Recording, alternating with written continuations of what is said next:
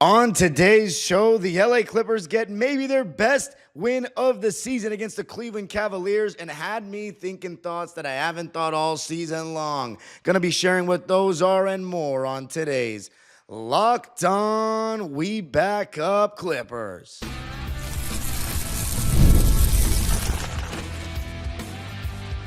You are Locked On Clippers, your daily Los Angeles Clippers podcast. Part of the Locked On Podcast Network, your team every day.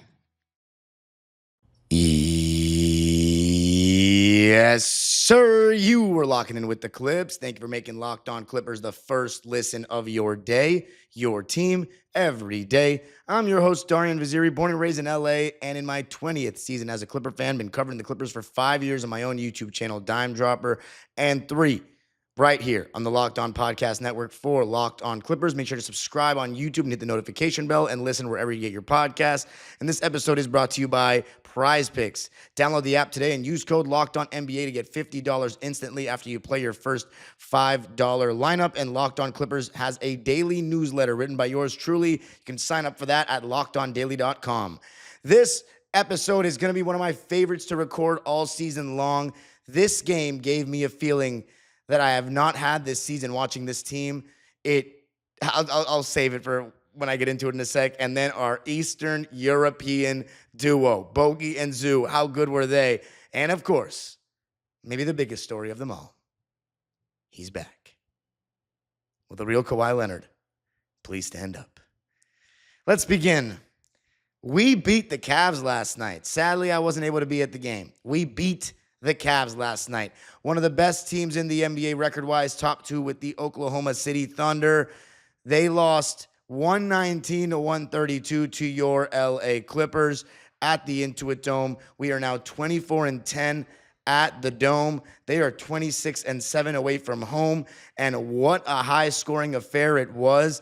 45-37. The Cavs were up after the first quarter. Of course, they are the number 1 offense in the league. Going into the game, we were the number 2 defense in the league, and they hit us with a barrage of threes early on. But the crazy part is, we've been shooting really well from 3 lately, and after having a struggle from 3 most of the season, and all of a sudden, these last couple of games, we've just been raining threes.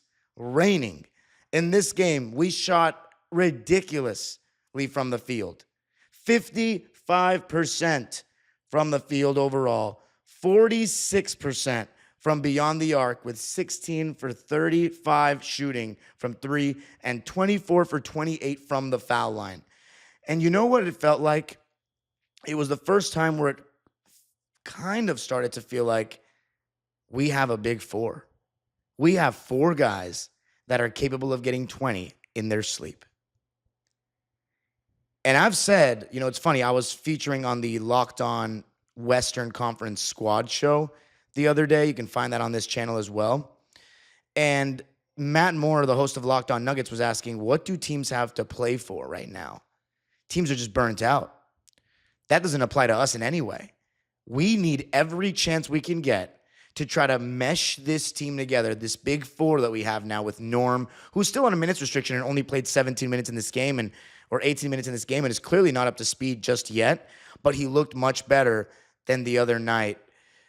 So against Charlotte, 3 for 6 in this one for Norm, 1 for 2 from 3, made all 4 of his free throws, finished with 11 points. We had 6 guys in double figures and 4 guys with over 20 points, or 20 or more points, I should say. Bogey, James Harden, Zoo, and Kawhi. And it all begins with Kawhi. When you're getting this version of Kawhi Leonard, this team is dangerous. And I have to take a step back and realize that as much as I try to keep it even keel and not try to overreact to one game, a couple of games ago when we lost to the Phoenix Suns, after losing 2 straight games to the Lakers, I was like, geez, Kawhi, it's taking so long. He's not back to form. We're going to not even make the playoffs outright. We're going to probably play in the play-in. That leaves it up to chance. And then we're likely going to lose in the first round of the Thunder or something, and all this is going to be a waste. But it goes to show that the NBA, you give it 5 more games, you could have a completely different narrative about your team. So that's something for me to take a step back and be like, you know, I was wrong per se. I mean, I was wrong.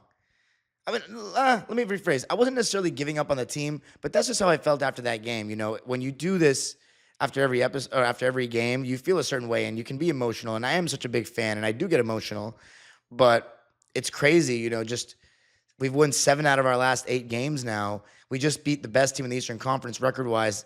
They've been the best team all season long, who's won 16 consecutive games before their recent loss to the Orlando Magic. Now they're on a 2-game losing streak. But our defense, you know, it wasn't even too crazy in this game, but I will say we did a pretty good job on Donovan Mitchell. He went 5 for 18 in the game. And a lot of that was Derrick Jones Jr., a little bit of Chris Dunn. I actually, you know, I didn't see the box score till I woke up on Wednesday morning. I just kind of saw the big performances on our side, but I didn't realize that Donovan Mitchell went 5 for 18. But I will say he felt like he was he was very much kept at bay. I wasn't really scared or worried about him going off at any point. He had 10 points in the first quarter, and then after that, he only scored 8 points the rest of the game. So we did a good job keeping him in check.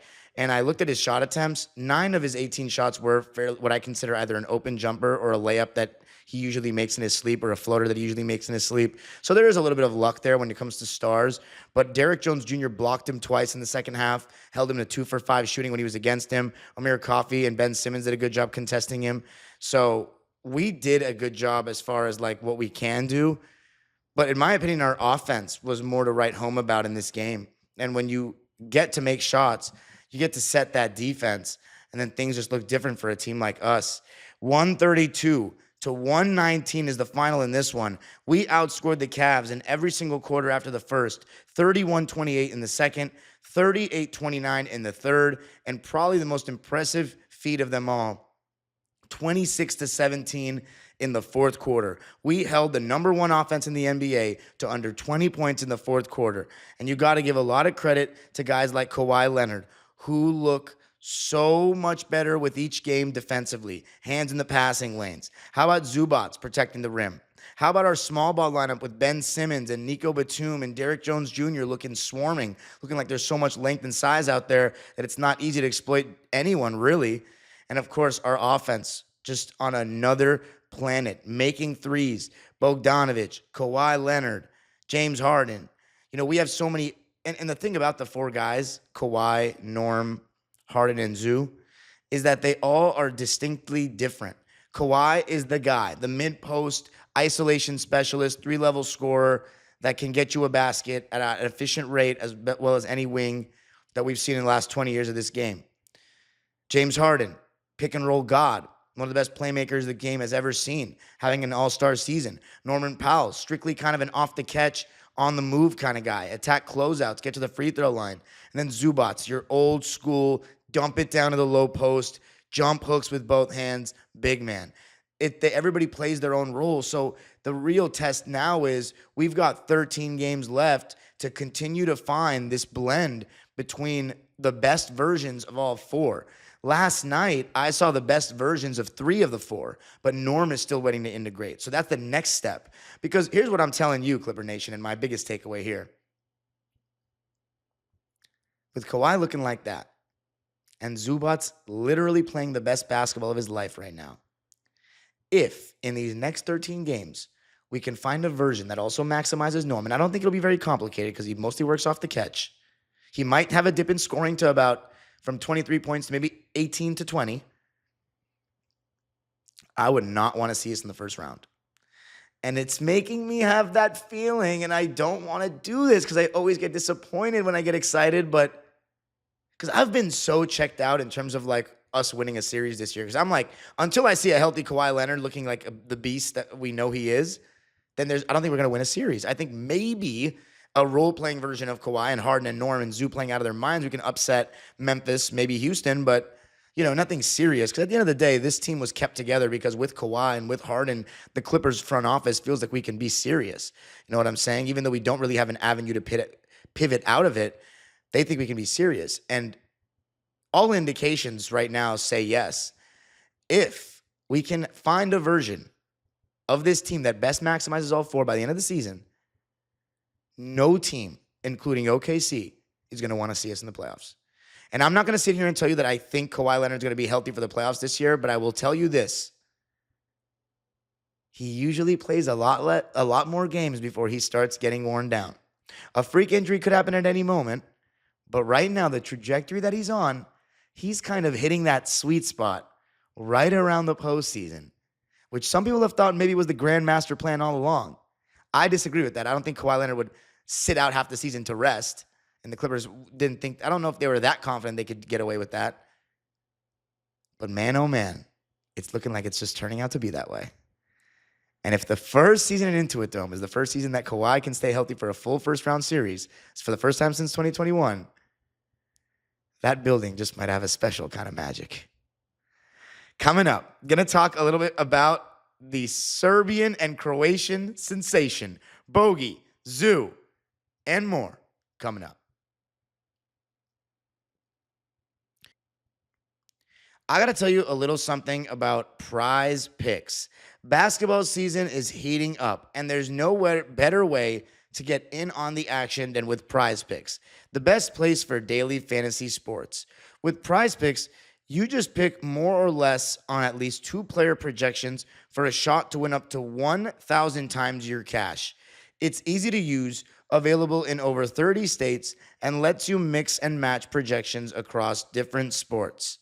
Every Tuesday, Prize Picks discounts select player projections up to 25%, giving even more value to your lineup.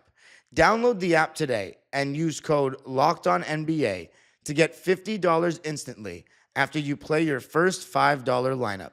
That's code LOCKEDONNBA for $50 instantly after you play your first $5 lineup. Prize Picks, run your game. I got to tell you a little something about Hungry Root. When it comes to grocery shopping and meal planning, I've had this ongoing problem. I just don't have the time. Between work, life, and trying to eat healthier, I was constantly feeling stressed out. I'd go to the grocery store, buy things I didn't need, and then end up with no time to actually cook. And sticking to my health goals, that was a struggle too. But everything changed when I discovered Hungry Root. Honestly, it's been a game changer. It's the easiest way to eat healthy without all the stress. With Hungry Root, it's like having a personal shopper and a nutritionist all in one. You're going to love Hungry Root as much as I do. For a limited time, get 40% off your first box and a free item in every box for life. Just go to hungryroot.com/LockedOnNBA and use code LockedOnNBA. That's hungryroot.com/LockedOnNBA, code LockedOnNBA to get 40% off your first box and a free item of your choice for life. hungryroot.com/LockedOnNBA, code LockedOnNBA. Don't miss out.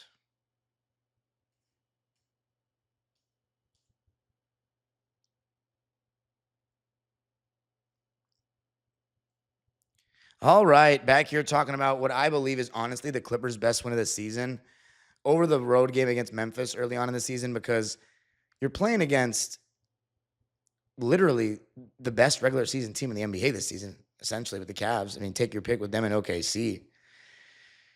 And we did it in a way that we didn't see so far this season, is with our offense and with Kawhi Leonard looking like his best version yet.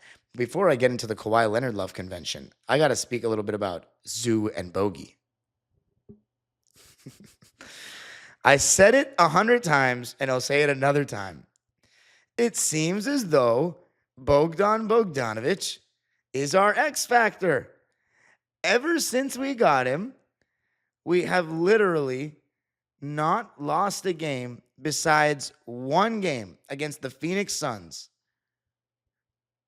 where he has shot 44% or higher. Besides that one Suns game, every single game, actually 2 games. There was the Utah game early when we first got him. The second game he played, he was 3 for 10 and we won. And the Phoenix game, he was 5 for 7 and we lost. But every other game, When he shoots over 44%, we win. Basically, for me, though, every time he's played well, we win. And when he doesn't, we've lost. And yesterday was insane. 20 points, 4 rebounds, 7 assists, 2 turnovers on a perfect 8 for 8 shooting, 4 for 4 from 3 in 29 minutes. In the last 10 games, he's shooting 55, 52, 100 from 55, 52, 100 splits. As a Clipper, he's shooting 40% from 3. I don't know what was going on in Atlanta early on this season, but it looks like the real Bogdanović has arrived in Los Angeles. And if that's the case, we absolutely won this trade. And I love Terrence Mann. Everybody knows how much I love Terrence Mann. And the fact that Terrence Mann tweeted big MF Zoo on Twitter last night just shows how much of a true Clipper he still is. But Bogey is better than T. He has the ability to put the ball on the floor that T just doesn't have. He has the ability to play make that he doesn't have. The 3 levels shooting, the 3 levels scoring ability, his jump shot, his confidence in his jump shot. You know, you don't have to worry about Bogdanović not shooting the ball. And the ways that he can help this team as a secondary creator off the bench or a third creator. No, really, behind James Harden, if we're talking guards, he's the next guy in terms of shot creation for us. And he's also able to play off the ball and catch and shoot, which makes him such a great fit for really any team that he plays on. Defensively, yeah, he's not too great, but we really needed a boost off the bench from the offensive side. And the way he's playing right now, I mean, I don't even know what else to say to you. It's really incredible, his shot making, and he's really hot right now. He's really looking good right now. And we saw him in that small ball lineup. You know, it was Derrick Jones Jr., Ben Simmons, Nico Batum, Bogey, and James Harden at one point. That's a really big lineup. You know what I mean? That was at the end of the first quarter, you know, when Zoo came out. But that small ball lineup, like, you actually have the personnel to run small ball there. The guys are going to try to take advantage of our Bogey and Harden in that unit, but they can kind of hold their own sometimes against bigger guys. I don't think it was the best game for Harden in terms of defense, but offensively, he still provided that playmaking, that shot creation that we so need desperately on a nightly basis. But the Cavs, I mean, I mentioned it earlier, they were just spraying threes, 45 points for them in the first quarter, 13 threes combined between both teams. And it's funny because we did win the game by 13 points, but at one point we were down by 12 points in the first quarter, and it felt like the Cavs, I was like, man, they're just better than us. They have 4 guys. Donovan Mitchell and Darius Garland get in the paint very easily. They're a great 3-point shooting team. But that second quarter, you know, it began with Kawhi, but then Bogey, you know, he hit a couple of threes. And in the second quarter, this is when I knew, oh, man, this is gonna be a fun game. We hit 5 straight threes to begin the quarter, the Clippers. 5 straight threes, and Bogey was involved in that little run. And in the fourth quarter, he was hitting absolutely everything. So Bogey, amazing performance. Now, Ivica Zubac, Ivica Zubac, Shaq Zoo Alcindor, whatever you want to call him, I'm running out of words at this point. He's becoming dominant, like actually dominant. Like, throw the ball on the block to Zoo, and it's a solid chance of getting a bucket. And he's disproving every single person that said a guy without a jump shot can't be dominant in today's NBA. A post-up big can't be dominant. They need to shoot threes like Joker. He doesn't even shoot past the foul line. And he's dominating because he's got jump hooks over both shoulders. Ladies and gentlemen, it doesn't matter what era. If you have a 7-footer that can turn over either shoulder, they're not going to be easy to stop one-on-one. It's that simple. And Zubac's adding that adding that right shoulder with that left-hand jump hook, that has been the game changer for him. I mean, his touch has gotten better every year, but now, you know, you kind of have to double him or else he's going to get a jump hook off. And the one thing I really think is sticking out for me with Zoo is where he's catching the ball. He's catching the ball right around the block, not too high. He's not getting pushed. You know, in years past, and this is what's amazing about having a player that you get young and you see them develop into the best version of themselves in their prime, is we've seen all the evolutions of Zoo. The soft Zoo, the one that looked like a completely different player on a nightly basis, the one that was potentially unplayable in the playoffs. We've had people want to trade this guy. We've had guys think he's too soft. He didn't have a left-hand jump hook. You know, he has now become So much more physical, so much more aggressive. He's crashing the offensive glass and dominating good centers like Bam Adebayo and Jared Allen. Literally, Karl Anthony Towns, Wemby, maybe Chet, and then Jokic have been better than him this year. That's it. He's top 5 the way he's playing right now. It's insane. Like, I'm running out of words. He's dominating. I always used to say, you can tell how Zubac is and what kind of mood he's in with how he finishes around the rim. If he's going to dunk a potential 50-50 whether it could be a layup or a dunk and he chooses to dunk, that's how you know he's feeling himself. And we're seeing a stretch right now where he's that version every single night. And he's approaching his prime. And I honestly, after watching last night, I'm just like, it's becoming nightly with him at this point. We're starting to really play through him and realize what we should have been realized months and years ago, to be honest, is that more Zoo is better for the team. But right now, Zoo, it was to the point where there was one time in the first quarter where Norm didn't pass the Zoo on a post up to ISO, and Norm gave him that look like, bruh, give me the ball. Like, I'm like that now. And he is. Look at this. Listen to this stat line. Listen to this stat line. God, it's amazing what he's doing these days. And he's great on the defensive end, too. 28 and 20. 28 points, 20 rebounds, 8 offensive rebounds. 1 assist, 1 block, 1 turnover on 13 for 18 shooting. Not a great free throw shooting night for Zoo, though. 2 for 5. And I love the synergy between Bogey and Zoo. You know, the fact I know that they have the Eastern European connection. One's from Serbia, one's from Croatia. And the passion and each of them are showing for the team and one another. It's really a sight to see. I can't believe what we're getting in Zoo Clipper Nation. Like, I cannot believe the player he's becoming. He is going to be an all-star at one point of his career. I don't know if it'll be a multiple-time all-star kind of thing, but I think one time he'll get there.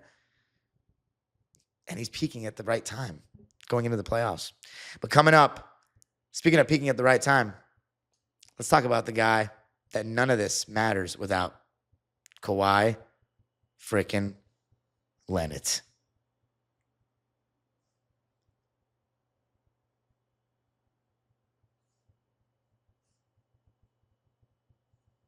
With Robinhood Gold, you can now enjoy the VIP treatment, receiving a 3% IRA match on retirement contributions.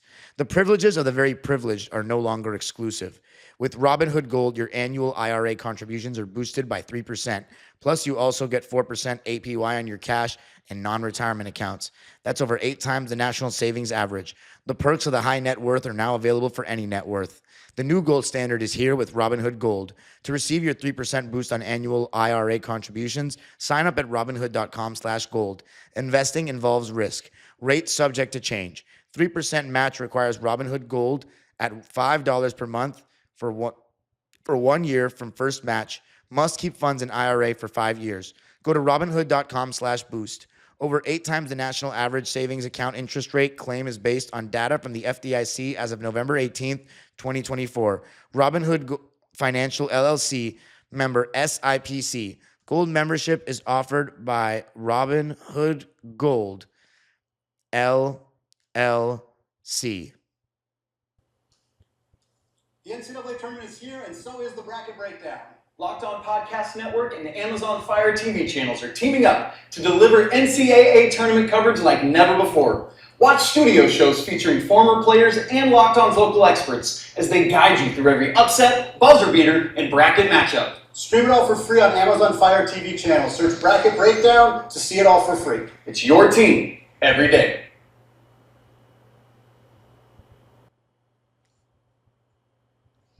All right, so to close it out, let's talk about what really matters.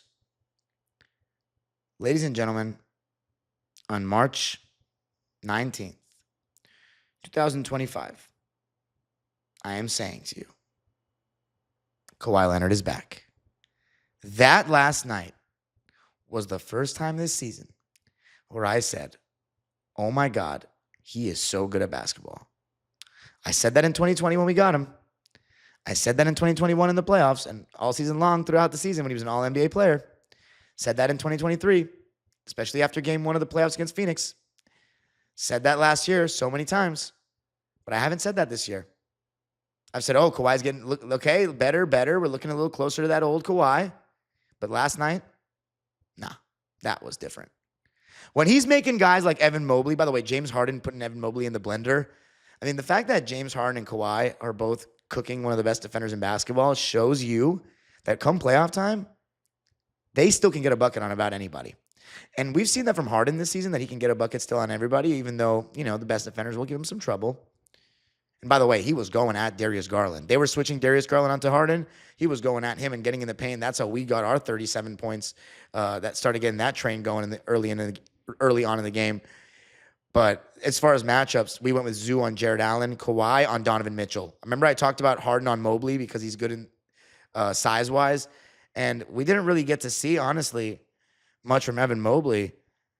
He shot how many times? Let's see. 12, 17 points, 7 for 12. Just 1 assist. Didn't really scare me at all. Looks like the coaching staff knew what they were doing with that one. Look, there are times where I'm wrong, a lot of times. But when I say things like that, like, oh, they're going to probably start Harden on Mobley because of the size stuff, that's not like rocket science. These coaches are seeing what I'm seeing. You know what I'm saying? It's not like they're listening to Locked On. Or maybe they are.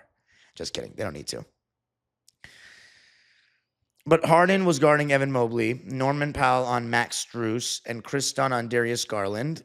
Zubac in drop coverage as per normal. And then for them, they had Darius Garland on Chris Dunn, Evan Mobley on Kawhi, Max Strus on James Harden, and Donovan Mitchell on Norman Powell. Cavs were switching Donovan and Darius Garland onto Harden. And Harden, as I said, was attacking Darius Garland. But you saw right away Kawhi was looking sharp. 5 quick points. But when he hit those 2 contested threes back-to-back, I was like, whoa. We haven't seen that in a minute, where he's just making shots where you're like, dude, this guy's a machine. But that spin move on Evan Mobley on the baseline, that's when I was like, yo, oh my God. And remember when I talked about the non-rim paint shots? Well, he was getting to that paint because he was moving so much quicker. He had his handle, and, I don't love over-dribbling, and I think Kawhi can't over-dribble relative to the, even honestly SGAs of the world, but I was going to go more like, I was going to compare him to the conversation that because let's be honest, love me some SGA, drafted by the Clippers, but we cannot put SGA in peak Kawhi conversations yet because we've seen Kawhi do it on the biggest stage. All right? So we're going to talk about, when I'm talking about relative to Kobe and Michael Jordan, I think Kawhi can dribble too much, but here was the good sign of Kawhi dribbling so much, that he can do it, that he feels good enough to do it, that he has the endurance, the stamina to do it. And that pull-up that he had, that was the first time this season I've seen Kawhi pull up on a dime, not feet set, not full stop, going right against Darius Garland.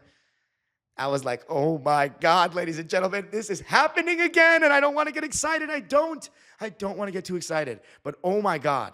Because listen, my criticism of Kawhi is rarely basketball related. When he's playing, I hold him to a high standard because he's one of the best small forwards ever. And I have so much respect for this damn basketball, this sport of basketball. If I put you in that conversation with the likes of the KDs, of the Rick Barrys, of the Dr. J's, John Havlicek, James Worthy, Scottie Pippen, LeBron, Bird, if you're in that conversation, which Kawhi is, in my opinion, of course I'm going to hold you to a high standard. And he's making 50 mil. Larry Bird wasn't making no 50 million. It's all relative, though. But it was insane to watch, ladies and gentlemen. Like, Kawhi is actually getting back to normal, and there's 13 games left. Let's talk about his stat line in this one. 33 points, 7 rebounds, 4 assists, 4 steals, just 2 turnovers on 12 for 19 shooting, 5 for 6 from 3, and 4 for 4 from the foul line. That is a Kawhi Leonard stat line when he's just ridiculously efficient and making everything. And we saw that in 35 minutes last night at Intuit Dome. It is an amazing sight to see. And also his activity defensively has gone up by the game. His active hands, his off-ball activity, all of that has been great. And, we got it going right away with Zoo, with Norm. But that first quarter, we could not defend. It was threes galore. A lot of fouls in the first half. DeAndre Hunter was going absolutely berserk. And it was a little bit more of James Harden that first half. He had 11 points in the first half. James did. 15 points. 15 points in the first half. 2 rebounds, 5 assists on 3 for 10 shooting, 2 for 7 from 3. Kawhi had 11. Norm had 11. That's just all in the first half. Because in the second half, it was the Kawhi and Zoo show, honestly. Kawhi had 14 shot attempts in the second half alone and had 22 points in the second half alone. Ivica Zubac had a double-double just in the second half, 19 and 12. You could have just taken his second half stat line and said that's a great stat line on 9 for 12 shooting, and Bogey was 5 for 5 in the second half. We scored 64 points in the second half. The Cavs scored 46. And Donovan Mitchell went 1 for 10 in the second half. James Harden, 2 for 8. So look, and that's the beauty of it all. Even though James Harden didn't even shoot well, we scored 132 points in the game. 132 points. It was amazing. And one thing I thought we did a much better job of in the second half was limiting the Cavs' second chance points. There's a lot of second chance points, fouling jump shooters, and we kind of cleaned that up. I thought our defense, to hold them to 46 points in that second half was a lot better. And it starts with Derrick Jones Jr. and Chris Dunn, and of course, Ivica Zubac holding it down, protecting the rim. But, and by the way, when they went to a zone, we put Kawhi in the high post. There was one possession. Kawhi got it, fizzed it right to Zoo. It's like, I talked about this against Phoenix. Teams should go zone against us, but if we just put Zoo or Kawhi in the high post, we can cook them, and we did. It's not rocket science. It's really not. Kawhi in the high post is the answer against any zone. You can't stop that because he can turn and shoot from the foul line, and he's good enough to make the reads. And by the way, shout out to Brian Shaw. No Ty Lue, no Jeff Van Gundy, and he held it down, even though it's still all the same schemes and stuff from Ty. 2 points. By the way, so get well soon, Ty Lue, but the Cavs only scored 2 points in the last 3 minutes and 40 seconds of the game. So, it was the most lethal we've looked all season. It was the mix of our great defense and electric offense that we just haven't quite seen so far this year. And that was all she wrote, ladies and gentlemen. The Clippers win it 132 to 119 to go 39-30 on the season, 24-10 at home.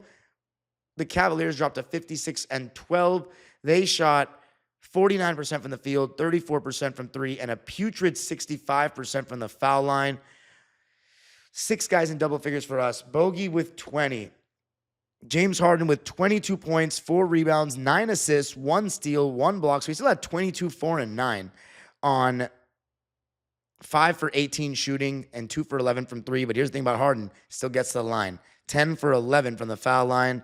Derrick Jones Jr. thought he was really solid. 10 points, 3 rebounds on 3 for 6 shooting, 2 for 5 from 3, and 2 for 2 from the foul line. He's just been spectacular all season long.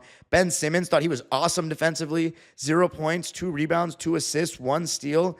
To impact the game that well with 0 points is awesome. Plus 17 off the bench. Amir Coffey had just 3 points on 1 for 4 shooting and 1 for 3 from deep to go along with 2 rebounds and an assist. But thanks to Derrick Jones Jr. and Bogdanović, we had 30 points off the bench between just the two of them, 36 overall. And Chris Dunn only had 2 points and was 0 for 2. It was a little bit of a quieter game for him. He actually didn't play 20 or more minutes, so I think that might have just cooked his all defensive chances, sadly. Ugh. We'll see, though, when it comes down to the nitty-gritty. I wonder what kind of exceptions, if there are any. But you can follow me on Twitter and Instagram at DimeDropperPod. Subscribe to my own YouTube channel, Dime Dropper, for even more LA Clipper and LA sports content. And Locked On Clippers is free and available wherever you get your podcasts, including YouTube. Make sure you sign up for the Locked On Clippers newsletter at LockedOnDaily.com. What a win. Ladies and gentlemen, we have a chance to actually win a series this year because Kawhi is looking like the best player that we needed him to be. Y'all were hating when I said that we needed him to be that to win a series. I'm sorry. Maybe I'm lower on Harden than most in terms of to win a series, but it's also because I realize how great Kawhi Leonard is. And when we get that guy, oh yeah, it's demon time. The age-old proverb continues. Go Clippers.